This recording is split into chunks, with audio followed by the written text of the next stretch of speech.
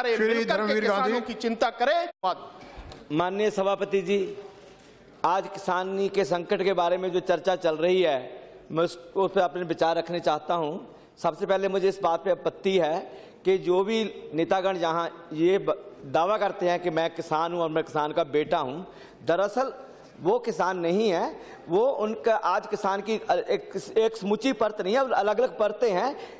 जो बड़ा किसान है, जो धनी किसान है, वो अकेला किसान नहीं है।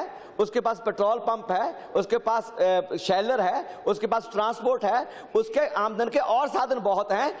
वो अकेला खेती पर निर्भर नहीं करता। तो सभी लोग ये इनकी राजनीतिक मजबूरी है और इनकी क्योंकि जो जन आधार है, इनका वोट बैंक है, उसके लिए बात करते हैं। दरअसल ये अपने आप में किसान नहीं है। इसीलिए आज तक जो सभी मुख्य पार्टियां रही हैं उनको मिलाकर क्षेत्रीय पार्टियों से जो आज किसान की हालत है देश में सर, वो इन्हीं पार्टियों के कारण ये हालत बनी है।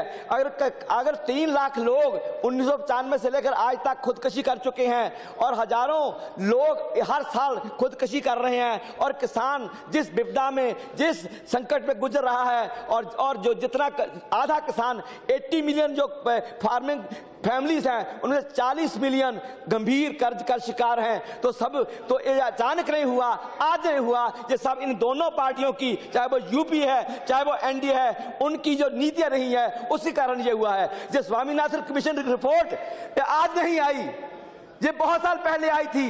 यूपीए सत्ता में रही, उसने लागू क्यों नहीं किया इसको? कहां तक कांग्रेस का दर्द किसानों के लिए? आज बीजेपी वालों ने जो वादा किया था कि हम स्वामीनाथन कमीशन रिपोर्ट लागू करेंगे, आज वो बीजेपी उससे क्यों पीछे हट रही है? क्यों सुप्रीम कोर्ट में हलफनामा दायर किया कि अगर हम रिपोर्ट लागू करेंगे तो जो देश की आर्थिक व्यवस्था है वो डगमगा जाएगी?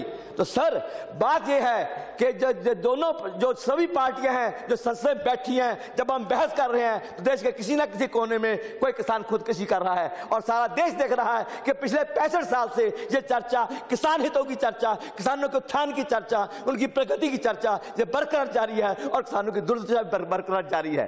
जो इन नीतियों का परिणाम है, जो हमने 1991 के बाद सर मनमोहन सिंह, मोहनटेक सिंह आहलूवालिया और चिदंबरम साहब की नीतियां थी, जो ढांचागत स्थानों की नीतियां थी, उदारीकरण की नीतियां थी, वैश्वीकरण की नीतियां थी, जो पूंजी को केंद्र में लाया गया और किसानी को हाशिए में धकेला गया।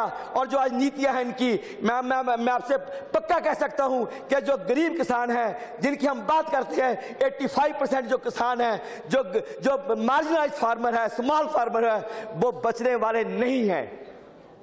जितना बड़ा ऑनस्लॉट है ग्लोबल कैपिटल का और इंडिजिनस इंडियन कैपिटल का, ये बड़ा क्षेत्र जो वेल्थ क्रिएशन का वो बनाने को चाहते हैं, वो सर बनने वाला है। और अगर बचाना है तो हमें गंभीरता से विचार करना होगा कि गरीब किसान को, मार्जिनल फार्मर को कैसे बचाना है। सर ये सबसे बड़ा मुद्दा हमारे सामने।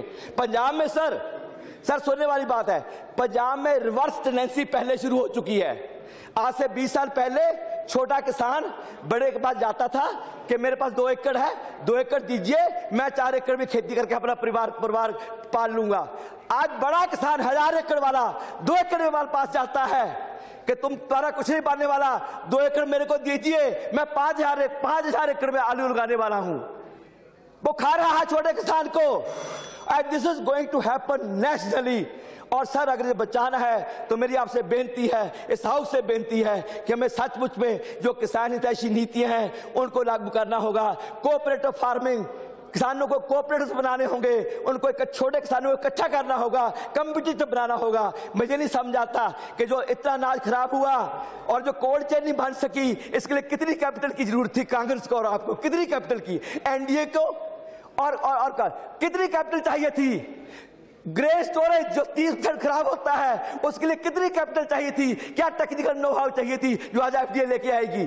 हम सब कुछ कर सकते थे, इच्छा शक्ति नहीं थी, हमारी उदासीनता थी किसानों के प्रति, इस देश की आम जनता के प्रति। तो सर बस एक मिनट सर, तो सर मेरी ये बेनती है कि एक विडंबना है सर, जीडीपी का 13% फार्म सेक्टर से आता है और 87% सर्विस सेक्टर से और मैन्युफैक्चरिंग से आता है।